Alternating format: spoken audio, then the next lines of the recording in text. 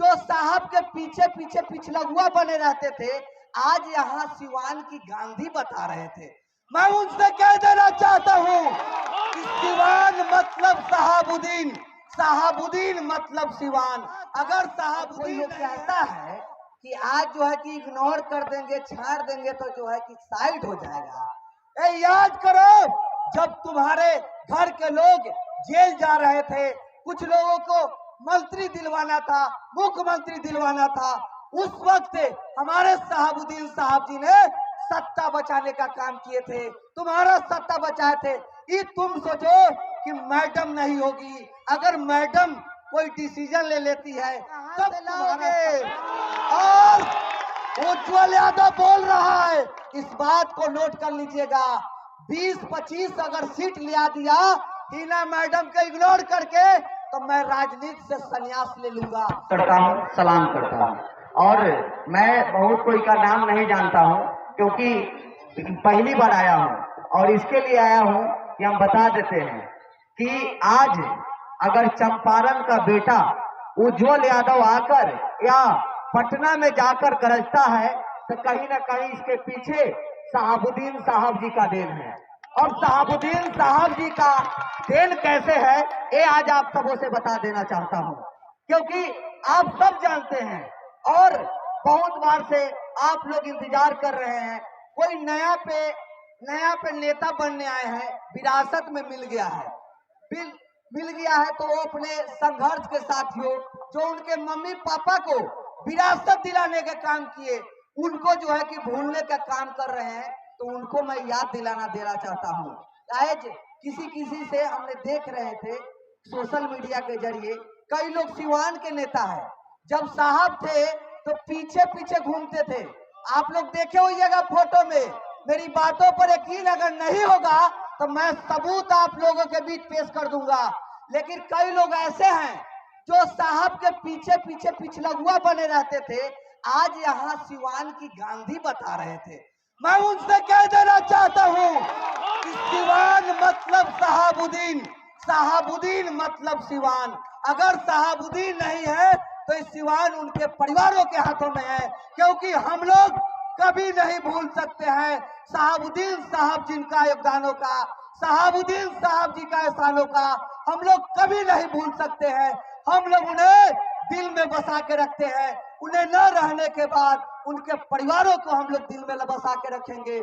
जहां जरूरी होगा उज्जवल यादव चंपारण वाला उनके साथ है। और कोई लोग कहता है कि आज जो है कि इग्नोर कर देंगे, छाड़ देंगे तो जो है कि साइड हो जाएगा, याद करो जब तुम्हारे घर के लोग जेल जा रहे थे, कुछ लोगों को मंत्री दिलवाना था, मुख्यमंत्री दिलवाना था, उस वक्त हमारे साहबुद्दीन साहब जी ने सत्ता बचाने का काम किए थे, तुम्हारा सत्ता बचाए थे।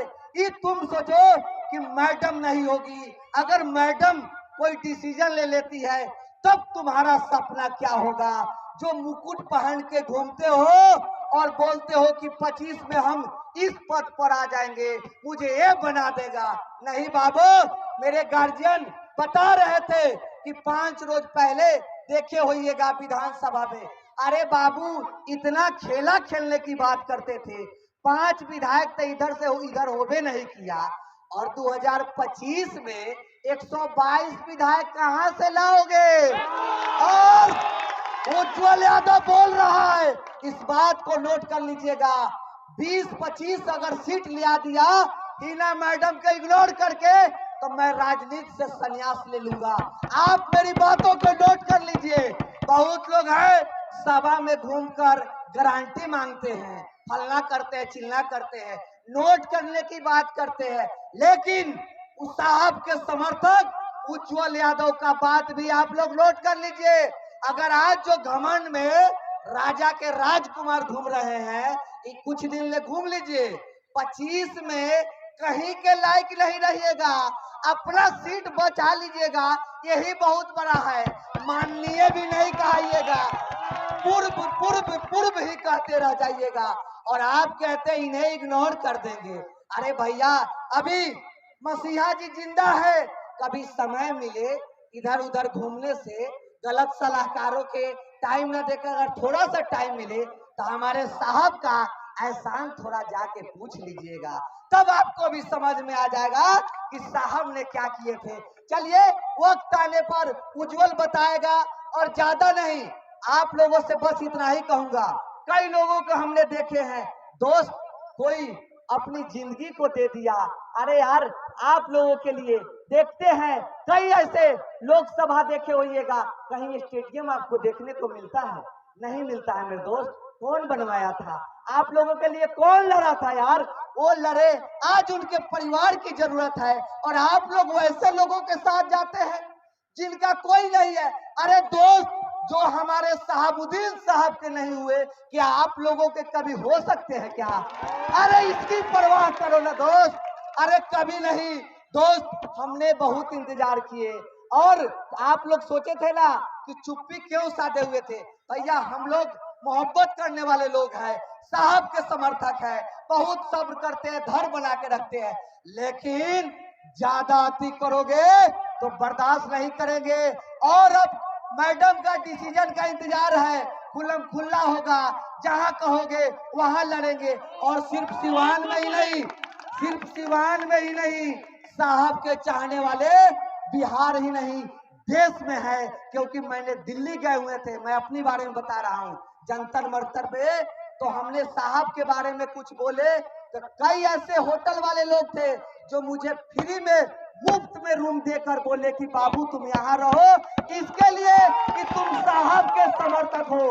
तो साहब के चाहने वाले सिर्फ बिहार में नहीं है, सिर्फ सिवान की बात नहीं है, पूरा देश में है। तुमको देश से हटा देने का काम करेंगे।